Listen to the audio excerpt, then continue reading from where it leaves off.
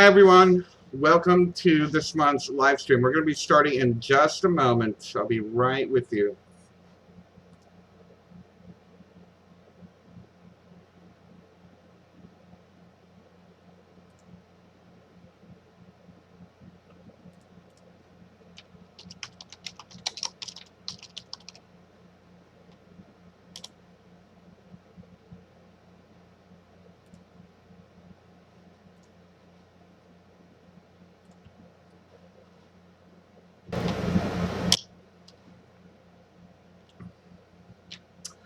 Oh, okay, I had to find the live stream, believe it or not. Hi everybody. Welcome to this month's live stream here on YouTube. This is something that I've decided I want to do every month to be able to answer all of your questions. We did such a great job last month, and we covered so many topics that I thought this would be a good time for us. It's something that we should do every month. So I am going to be watching you on the chat. So if you would like to, please go ahead and post your questions. Everything from dealing with the awakening to any paranormal experiences you might be having, to any emotional issues you might be having that stem from this awakening, to any questions that you might have that are coming to mind. Please go ahead and post them on this live chat here. Give me just one moment. I need to take care of something so we can continue smoothly for the rest of the hour. I will be here for the hour, so just stick around. I'll be right back.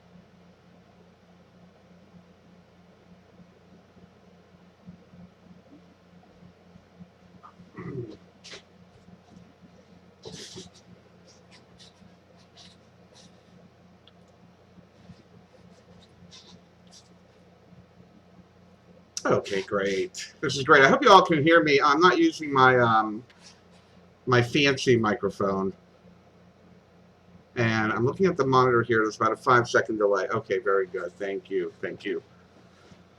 Well, let me look at some of the comments here right now. Roka Mawashi, hi. How are you?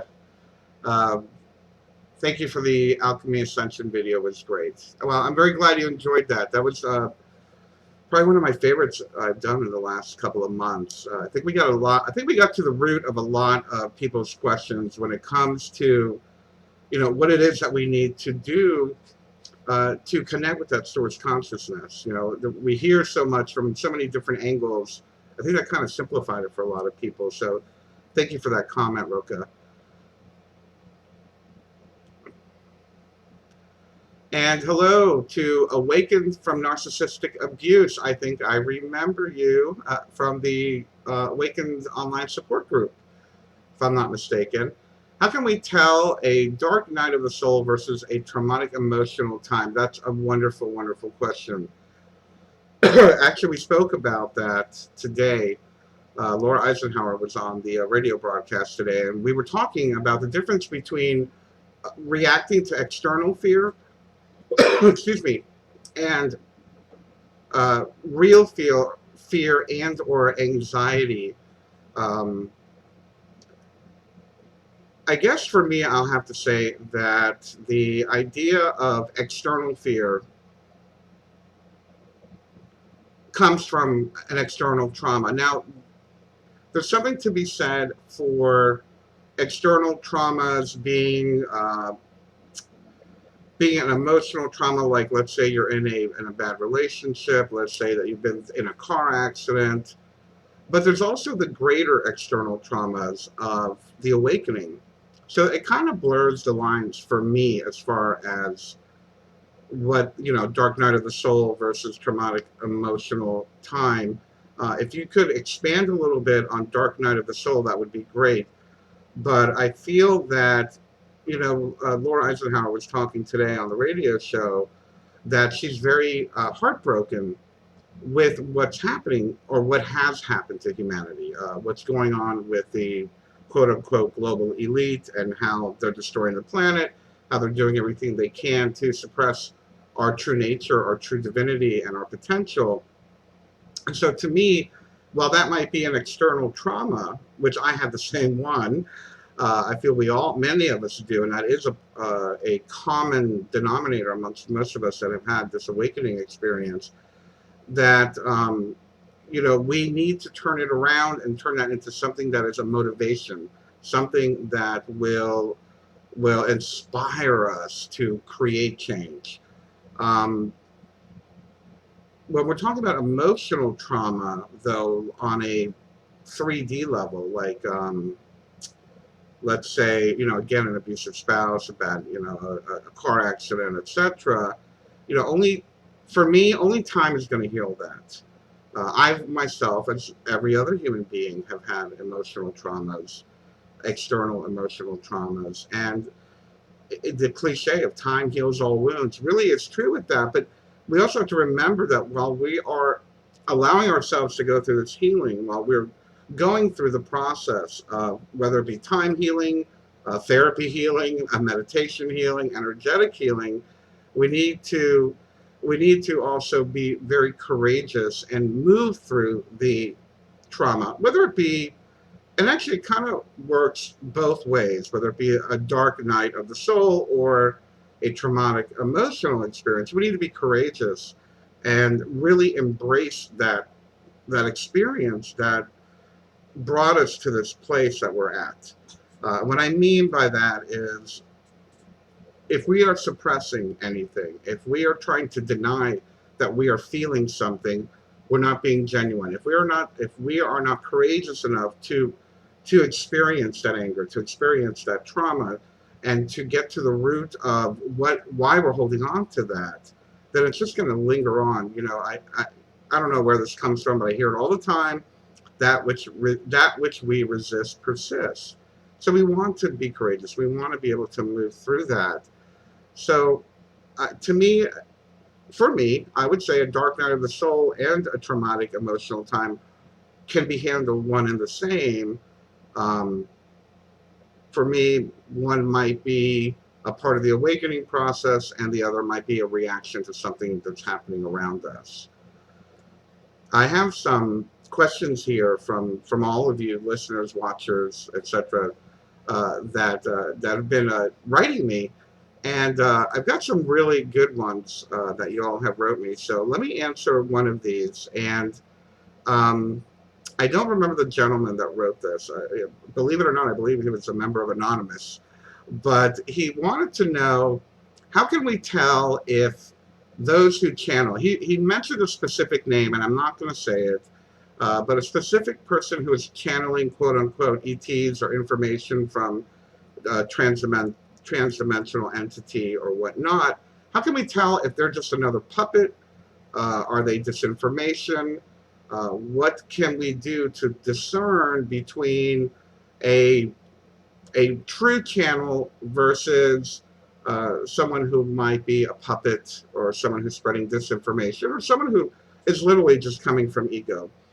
And my answer to that is, I can always tell when it's a fake channeler. Let me talk about channeling for a second here. When we're looking at those who channel information, we have to understand that there are different types of channeling. There are those who channel the higher self. There are those that go into trance and do trance channeling. There are those who do conscious channeling. I happen to do conscious channeling. And many of the people I work with are conscious channelers. The entities that they're connecting with, most of the time, and I'm probably being very optimistic here. Most of the time, these entities are trying to get a message across to humanity, a message of empowerment, a message of going inward to find your knowledge, and teaching us methods that we have forgotten as a race, as a human race. The entire human race has forgotten many of these wonderful technologies, whether it be meditation, inner alchemy, ascension work, energy work. A lot of these good channelers are going to show you that. They're going to give you the keys to become a channeler, to become a teacher, to become a leader. When we get these channelers that are telling you absolutes, that you must do this, and this is what's going to happen, or on December 12th, 2016, this will happen, that is when my red flag goes up. That's when I start going, okay, let me investigate this person. How real are they? Are they just doing this for money? Are they just doing this to instigate fear propaganda? Are they trying to manipulate us?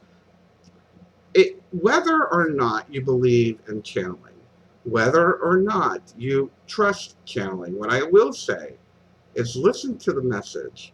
If the message is of the highest good of all people, all life, the planet, the animals, all beings, all races, all sexes, all genders, if it is to teach us how to be better human beings, if it is giving us technologies, tools, and greater inner awareness, then I would trust the message. And I don't care how flaky you think someone is that channels, as long as the information is working. A great example of somebody who transcended this was Abraham Hicks. I don't know if you all remember her back, Esther Hicks, back in the beginning. She was trance channeling. She's become now more of a conscious channeler. But in the beginning, she was channeling this entity called Abraham, and she's the one who started the whole, the secret phase and the law of attraction and whatnot, or at least made it very popular. But nothing she says is oppressive to humanity. Nothing she says guides us into the direction of following a leader and doing what a leader says. So whether you believe in channeling or not, and if you are concerned whether a channel or, one of these channelers are a puppet of the elite or doing disinformation, just be discerning. Are they guiding you to follow a leader? Are they giving you absolute truths? And are they giving you false prophecies, for lack of a better term? So those three. Are they teaching you tools? Are they guiding you to become a brainwashed person? Or are they giving you absolute, prophecy? That's when your red flag should go up. But as far as everything else, if the message is inspiring, I say go for it. We have another question. Thank you from Awakened from Narcissist Abuse. And I love that name, by the way. Good for you. I love that you use that name. I heard that during the awakening, you begin to settle all issues in your life from childhood on up, and it's very intense. Okay, yes. I could even expand on that. Depending on how far you're willing to go, it's very possible that you're going to start resolving issues not only from this lifetime, from childhood on up, but other lifetimes. This awakening process, and I can't, and I've said this before, and I can't express it any better than this, is humanity is at a pivotal time. And because we're at this pivotal time, the forces that be, whatever it is, whether it's humanity's higher collective consciousness or it's, transdimensional entities or ETs trying to help awaken humanity, all of a sudden, we're having this quote-unquote awakening experience. We have a window right now, and many of us are talking about this. The astrologers are speaking of it.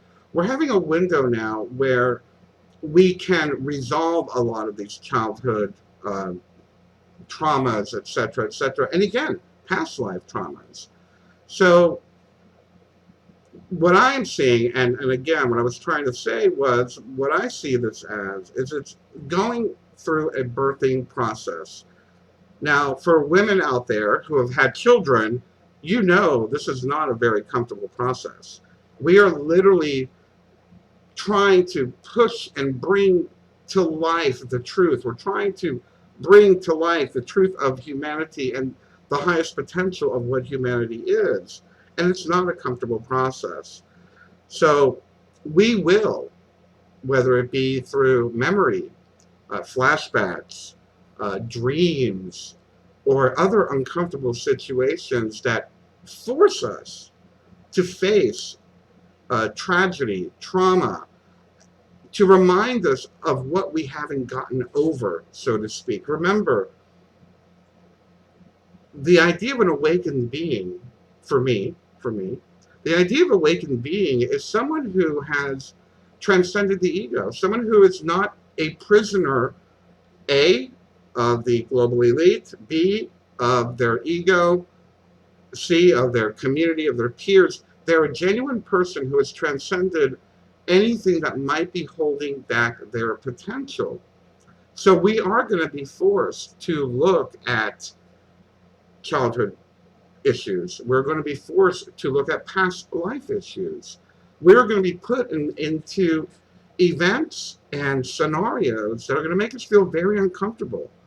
Very, very uncomfortable for some of us. Very, very uncomfortable. And we need to push through. We need to push through. We need to be courageous. I go back to that idea.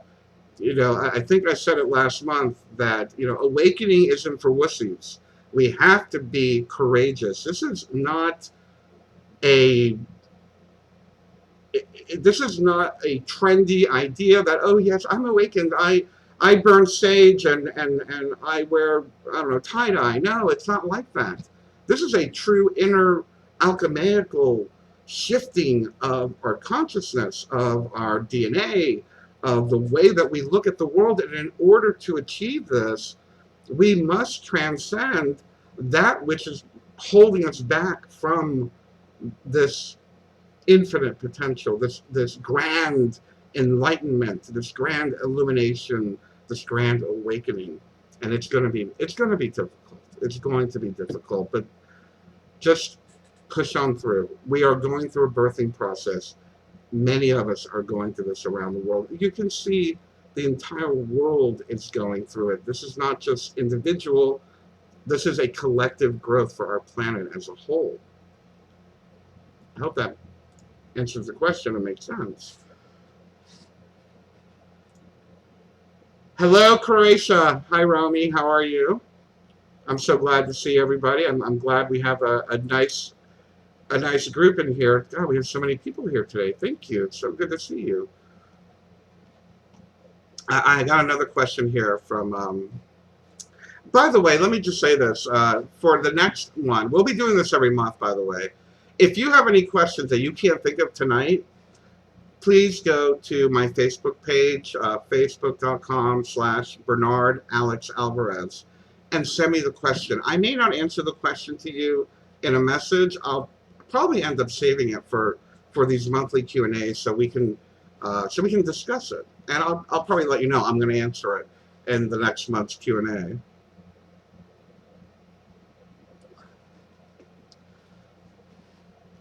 Here's a really good one. I forgot who the person was that said. I forgot to write down these people's names, and I apologize for that. Someone wrote me that they've experienced awakening. They're going through the awakening, or they have awakened to the reality of our potential, but they're still very angry. How many of you are still really angry over either awakening because you didn't want to awaken, or awakening to find out that, the world is controlled by greedy, crazy people, psychopaths, and that our potential is being suppressed? So there's a lot of anger. And I will say this is a part of the process. And I think this is going to be my answer to this. I've awakened, but I'm still very, very angry. I will say this, it will pass. It will pass. When we first awaken to our higher nature, our higher self, especially those of us who awaken through geopolitical or national issues that have awakened to the corruption, awakened through, I should say, becoming aware of the corruption, becoming aware how elections are rigged and the money system is fake. And when we awaken that through that route, we're going to be very angry because here we are. We were taught that, you know, you go to school, you get a college degree, you work hard, and you can be successful, only to find out that it's not about knowledge. It's not about being the best that you can. We find out that it's not what you know, it's who you know, or who you're related to, or who your connections are, or who is willing to support you in gaining power. I went through that myself. In my 30s, I went through that, where I found that power was given, it was not earned. And when we awaken through that, there is a lot of anger, there's a lot of resentment, all this work, all these dreams, all of these lies that I've been told, that whether you want to call it the great American dream, or you know, the work hard and you will prosper dream, go to school and you will prosper, only to find out it's all been a pack of lies in order for the 1% to profit. And when we realize that, we do get very angry, we do get very resentful. But at the same time, there's something beautiful happening inside. That anger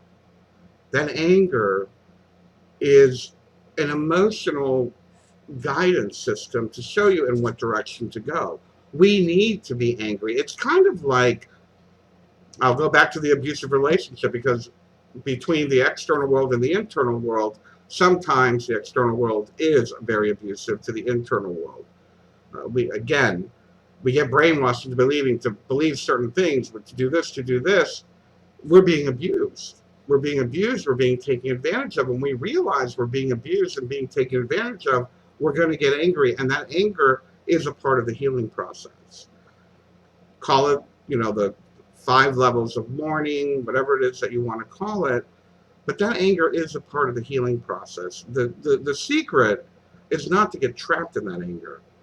The secret is to allow the anger to move through us, to motivate us to create change, become an activist, become uh, inspirational speaker, to share information with those that you love, to motivate us to not participate in the 3D matrix profit for 1% paradigm, however you see it.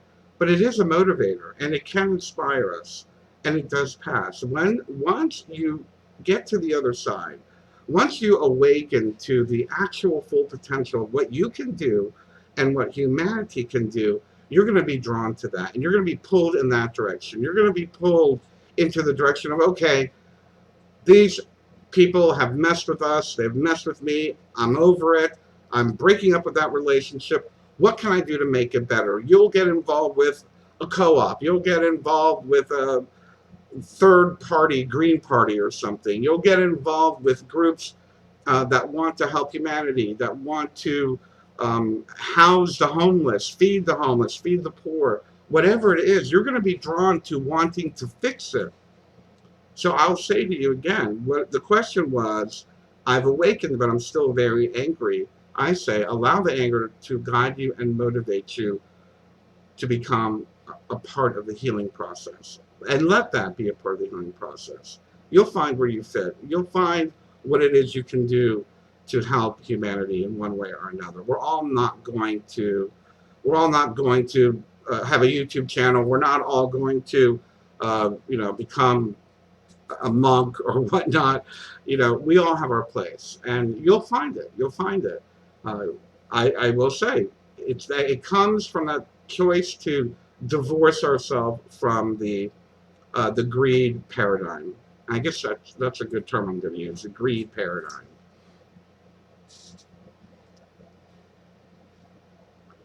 Yes. Thank you, Nicholas. Hi, Nicholas. I'm checking out your comment now. Is it common to be awakened or partially awakened and still feel stuck in a dark, depressing world?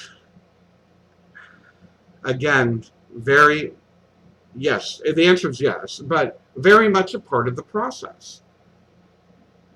I'll say that, and I can only answer through my own experience, so I'll share with you my experience. When I had my bigger awakening, I had my mini spiritual awakening. Actually, it wasn't very many. My huge spiritual awakening back in 1992, but I kind of separated myself from that. I didn't quite understand how to apply it in my life, and it wasn't until about 2002 when my grander awakening of the whole corruption of the system and this dark, depressing world that you're talking about. I opened my eyes to what was going on, and that that part of it made me want to separate myself from it completely. Um, I use and actually a lot of us, we use the Matrix movie um, analogy a lot. You know, the blue pill, the red pill. I think it's important at the beginning to take the red pill, so to speak. We take the red pill, we see what's going on, but we still feel stuck. We're still stuck in that dark, oppressive, depressing world. So eventually, you will cultivate a way to take what I call the purple pill. The purple pill is the blue pill and the red pill combined. Blue and red make purple. And it's living in the world, but not of it. You're in the world, but you're still being objective as to what's going on around you. There's something that I call, and I've coined in this movement, as harm reduction. When you are living in harm reduction, because it is depressing, I'm probably drinking fluoridated water. Okay, yes, I've got a filter. Yes, I do everything I can to filter the water, but I still take a shower without a filter. I've got fluoridated water coming into me. I do my best to eat healthy, but I'm sure some of the ingredients in there are still very synthetic and still very harmful. And yes, I still enjoy a Mexican Coca-Cola once in a while, which I'm sure the ingredients aren't good there either. Um, so there are a lot of things that can make this world feel very dark. The idea of politics being so openly and blatantly corrupt, and them not even caring that they're so openly and blatantly corrupt, is very depressing and very aggravating. Um, but we need to continue living. We need to continue to be happy. We need to continue to move forward. One of the most important things I can say is that if you are not happy, we need to figure out what it is that is making you unhappy. And if it's the world, you need to stop worrying about fixing all of the world and start worrying about fixing your own world. Because we are going to do no good. We can help no one if we are not in a place of inspiration, of being an example, and of living to our highest potential within this dark, depressing world. I hope that makes sense. I'm going to take a 2 minute, not even a 2 minute break. I'm going to take a 1 minute break. We're at the bottom of the hour. I'm going to be around for another half hour. I see a few more questions, and I've got a couple more here that I need to answer. But just give me a 1 minute break, and I will be right back.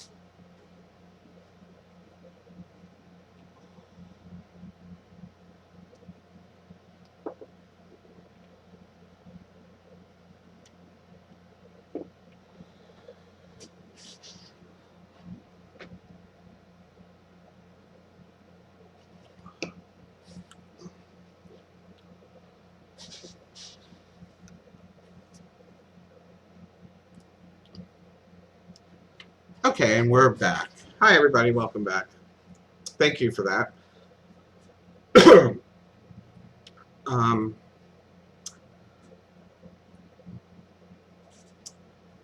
I see a lot of questions here since I've been gone. Let's see what's going on.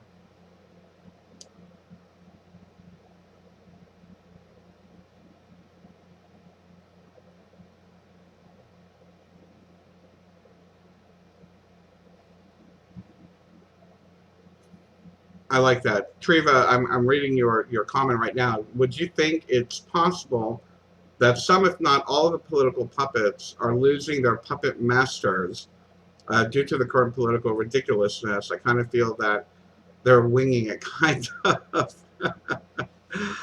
um, we spoke about that a little bit today on the radio broadcast, and that is, politically speaking, we see what's happening. I don't know how many of you around the world are paying attention or are being forced to pay attention to the United States presidential election. And we've had a lot of um, election, how shall we say it, corruption going on. The one candidate that was running without any corporate backing was, I'll say it, Bernie Sanders was forced out of the race, basically, through corruption due to, uh, well, due to corporations. The reality of it is, and I like the way you stated that, Triva, is that most, if not many, of our elected leaders are controlled and ruled by corporate influence, whether it be corporate money, lobbying. I don't know if you have lobbying in other countries around the world. Lobbying is basically when a corporation sends someone to the capital to try to influence policy. And we're seeing that happening on a global scale. So I'm sure it's happening. I don't know how aware everyone is, but on a global scale, we're seeing corporate money influencing national policy, no matter where you live. It's not until the local countries and or municipalities or cities or states or counties or provinces decide that money is not allowed to influence politics, we are still going to have their influence. And what I mean by not allowing to influence politics, meaning not allowing large sums of money to be transferred into campaign financing, not allowing them to give corporate gifts. Many representatives or people in parliament or in Congress, they get gifts from these corporations. They'll get like a free trip to Hawaii or a summer in Greece or something like that. And because of that, they're going to feel beholden to the corporation that gave them that money. And it's until we stop this legalized form of bribery, they will still be beholden to their puppet masters. So I don't see that happening immediately, Triva, to answer your question. I feel that it isn't until the people demand that corporate influence of national policy is removed, things are going to stay the same. We need to rise up and say, money out of politics, one person, one vote. The people are the ones in charge, not the corporations. But too many people, even people around the world, are beholden to corporations. People are still celebrating corporations.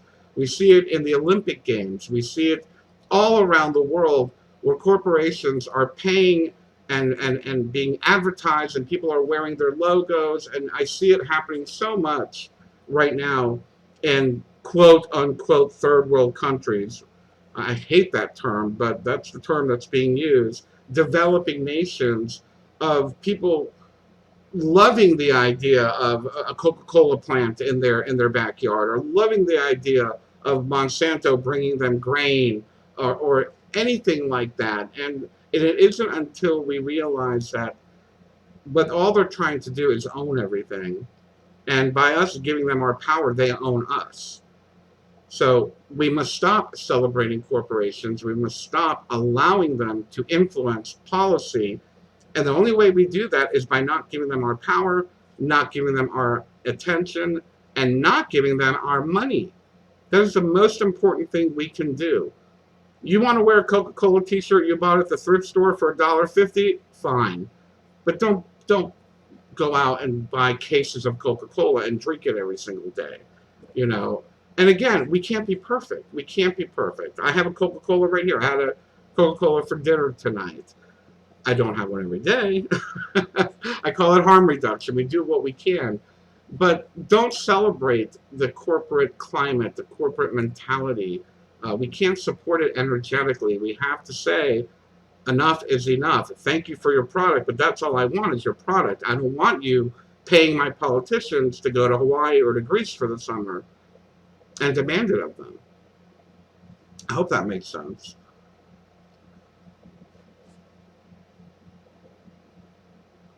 So, hi Lee. I become such an introvert since awakening. I don't really like other people and haven't let anyone into my little world. I've also let prior friendships go stale. I believe that's a part of the process. I too, when I first had my second awakening, became very introverted. I became very agoraphobic, quite honestly. I never wanted to leave my home. And I was very selective as to what people I allowed in my little world, so to speak. My big world, but little world looking from the outside in. And again, I feel that's a part of the process. And I usually try to say that that is a part of you being very wise, quite honestly. It's a part of your wisdom coming up to the surface.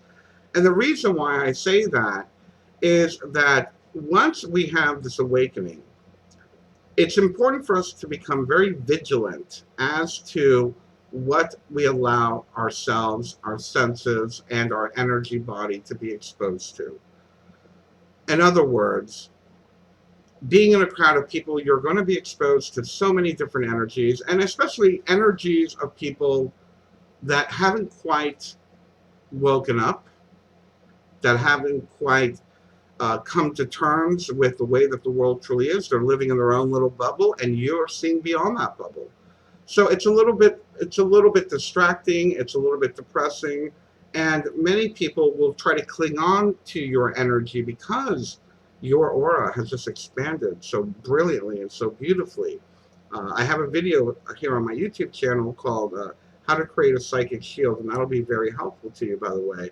But we do become very vigilant. We become vigilant as to what we pay attention to, what we allow into our lives, where we go, and I don't want to say we become controlling, but we become very sensitive. And because we become very sensitive, whether it be because our empathy has grown, because our intuitive nature has become that much more sensitive, but we need to nurture us.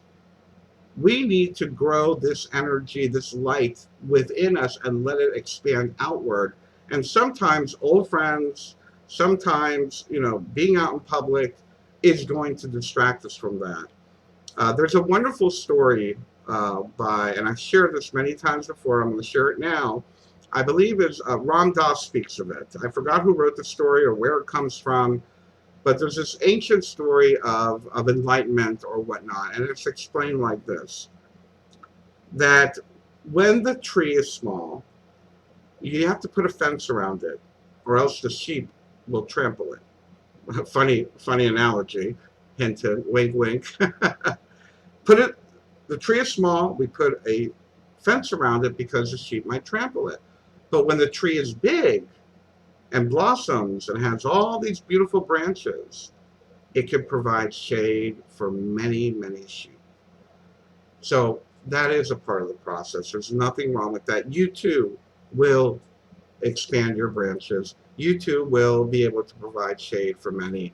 I went through it. I was very agoraphobic for a year, 2 years, maybe 3 years after my initial awakening. And now I'm out doing public speaking and teaching classes and traveling, etc., etc. It's a part of the process. There's nothing wrong with that.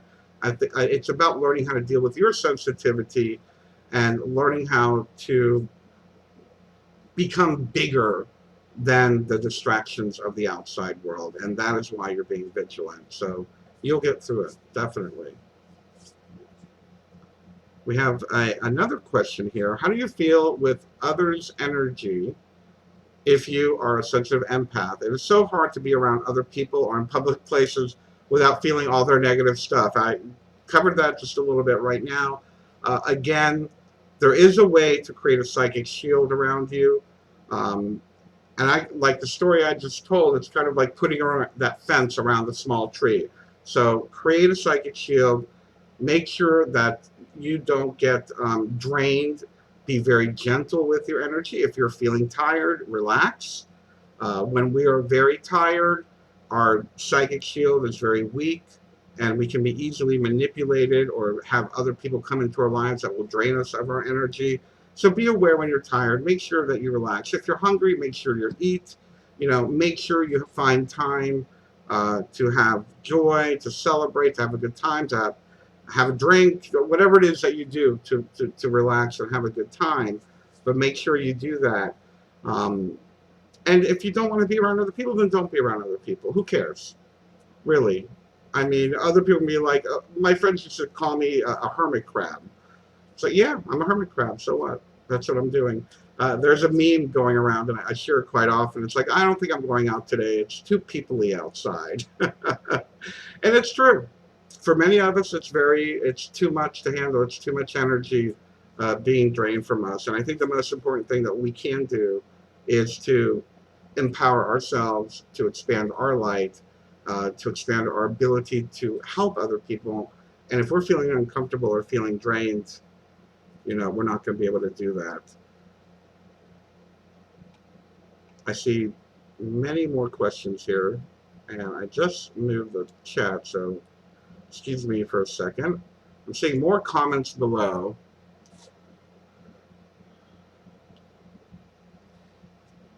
Hi, Lisa. Lisa is asking, can we as a collective use our intent to move things along for the better good of all? Not you. Oh, okay. That's your question. Can we as a collective use our intent to move things along for the better good of all? Absolutely. Absolutely. And as a matter of fact, since you are watching today, I will say today is a very, very wonderfully powerful day. Today is the day between the summer solstice and the autumn equinox. It's in northern European traditions, it's called Lammas. And it is where, as I said before, we're at a place in between. They call it a cross-quarter day. We're between the quarter of the summer solstice and the autumn equinox. This is a wonderful time to plant seeds of energy into the atmosphere to help humanity. And it's not to put an intention out that we want humanity to be a certain way, but to share love, compassion for humanity for the highest good of all. It has been proven that energy, that thoughts create energy, energy creates ripples that change things. We've changed water, we've changed plants. We've proven this over and over again scientifically that our thoughts does manipulate the world around us. And when we do this in such great numbers, so many people say, well, you're an activist, you go to this, how are you changing things? Or, oh, you have to be an activist. Meditation isn't going to change anything. Intentions aren't going to change anything. And I say baloney to that. The idea of going out and doing activism, I will say this, when I'm being an activist, I only go to public, positive energy events. I will not go to, a good example is recently we had an anti-Trump rally where everyone was just going to get around Donald Trump and yell at him and scream at him and put picket signs and silly faces of him and whatnot. I don't want to be around that energy. Do I want him to be president? Of course I don't, but I'm not going to put myself out there to combat negativity with more negativity. On the other hand, as an activist, I went to Washington, D.C. back in April for Democracy Spring. The Democracy Spring event was thousands of people coming together in love and compassion to make the politicians aware of what it is we want. We want one person, one vote. It was not anti-anything. It was for humanity, for the citizens. It wasn't against something. And the whole energy was very loving. It was very positive. We actually did a meditation before we started the march. Now that's the activism aspect. When it comes to us as individuals, the more positive energy, and I don't want to sound cliche, but darn it, it's a proven fact. The more positive energy we put out, the more positive the world around us becomes, whether we like it or not, whether we want to admit it or not. Science is proving it, quantum physics is proving it. There's nothing that can be said against intending the highest good of all as a collective. If we come together as people, if we come together, even here on the internet, on YouTube, and send out positive energy, send out for the highest good of all. I intend the best for humanity that the universe has to offer.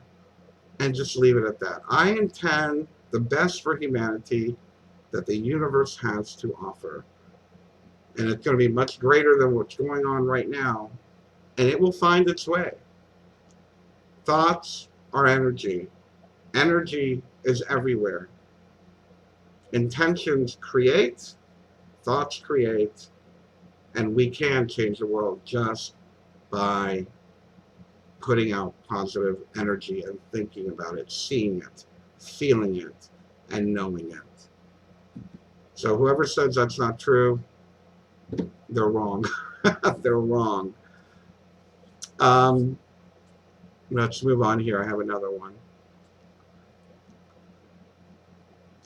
I'm going down under Lee Ashley. John Smith is asking, what are your thoughts on the coming polar shift?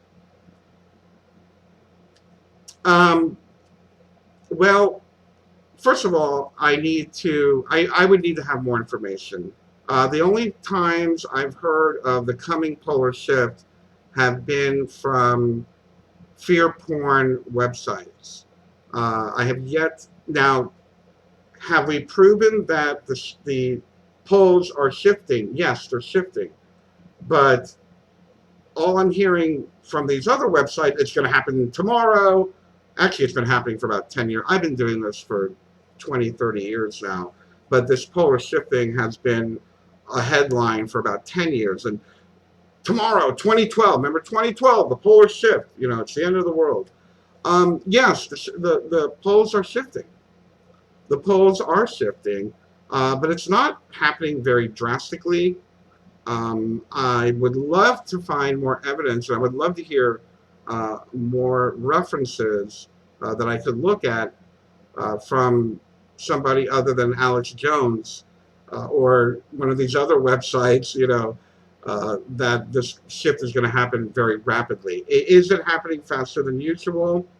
I believe so. If I'm not mistaken, actually, what I do find very interesting, and this is a fact, is that the sun, the poles of the sun did shift back, what was it, 2011, 2010, 2011 nation, but lives of others.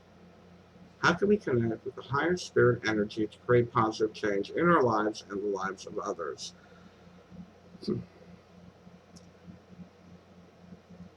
We all have the ability to connect with our higher self. And it depends what you want to call the higher self. I define the higher self or the higher spirit as the part of our being that transcends this physical body, it transcends this lifetime, it transcends our soul. It is our connection to the source of all creation. I recently, yesterday as a matter of fact, I did put out a video on how to fine-tune ourselves to connect with that. Now, so the second half of the question is to create positive change in our lives and the lives of others. Once we connect with our higher selves and we are consciously channeling the energy, the source consciousness energy, our intuition begins to blossom. And as our intuition begins to blossom, and the second part is, and we develop a relationship, a trusting relationship with our intuition, and we actually listen and follow through with what our intuition is telling us, immediately change begins to happen. Immediately, that we're doing something. How many times have we known that job wasn't for us and we took it anyway? How many times have we had a relationship, gone out with the wrong boy, the wrong girl, the wrong man, the wrong woman, but we did it anyway, even though our intuition was saying this isn't right? But when we develop that honest relationship with our intuition, with our higher self, and we listen and follow through, our lives immediately change. The job we are meant to be at will be there for us. The relationships that we need, not that we want, but the ones that we need, will be there for us.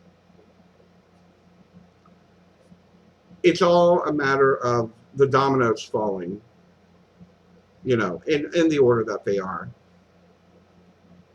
I'm seeing that the stream got stuck there for a second. I got worried for a second. Anyway, so to answer your question, fine-tuning your frequency to connect with the higher self will in turn lead to a connection with your intuition, but developing a trusting relationship with your intuition is probably the most important thing that you can do.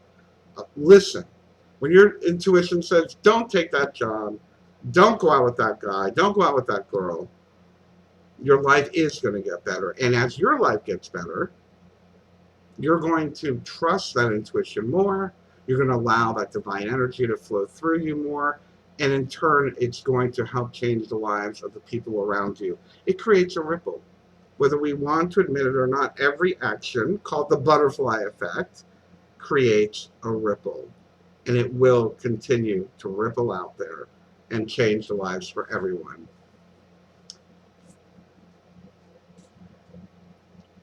We have meditation definitely helps with Spring Ray, absolutely, and I have only about 4 minutes left because YouTube is going to cut me off. So, and these last 3 minutes, let me just say this: meditation is probably the key to everything. And what I mean by meditation is not going off into the woods and calming your mind and having emptiness in your mind. Meditation is watching your thoughts. You're still going to have thoughts. Everyone's like, oh, I can't meditate. I'm thinking too much. Allow the thoughts, but focus on the thoughts coming in and out, in and out. Look at the thoughts. Don't embrace the thoughts. Focus on your breathing. And I always say, don't wait, meditate. Wherever you're standing, you're waiting in line at the store, you're waiting in line, you're waiting at a light. Don't close your eyes at the light if you're driving, but take a few deep breaths. Focus on your breathing. Quiet the mind. It's about quieting the mind. It's about not letting your thoughts control you. You're still going to have thoughts. But yes, meditate. Meditation is going to bring you closer to your intuition. Anyway, everybody, we're just about out of time. Thanks so much for everybody showing up. I'm so glad that you're all here. It was great to speak with all of you. So I see some old friends, some new friends, a few people from around the world. So thank you so much. I think some of you are in a very late time zone. You're up very late. So I thank you so much for being here. I'm going to go. We're going to do this again next month. I'll be doing this every month now. And so keep an eye out. I'll be posting it for the September Q&A on my Facebook page. Make sure to go to my Facebook page at facebook.com/Bernard Alex Alvarez. And, a lot of the things we talked about here are already on my website. I have videos. I have classes. Go to bernardalvarez.com. Check out the blog. Check out my projects. And check out my classes. You're going to find a lot of this information there, or at least deeper information that goes into more depth than what we were able to cover here today. So I think there's even a search bar in the blog area. You can put in a search query and find more in-depth information on what we were talking about here today. Anyway, Thank you, everybody. I love you so, so much. I'm so honored that so many of you came to watch this live Q&A. And again, of course, I'm live every Tuesday on Revolution Radio, and there's a new consciousness talk here every Monday on my YouTube channel, and a Just Bernard radio show archive gets posted every Friday. Today we have Laura Eisenhower. Her show will be up this Friday here on my YouTube channel. Please subscribe if you haven't already. I love you guys. Thank you so, so much, and I look forward to talking to you next month.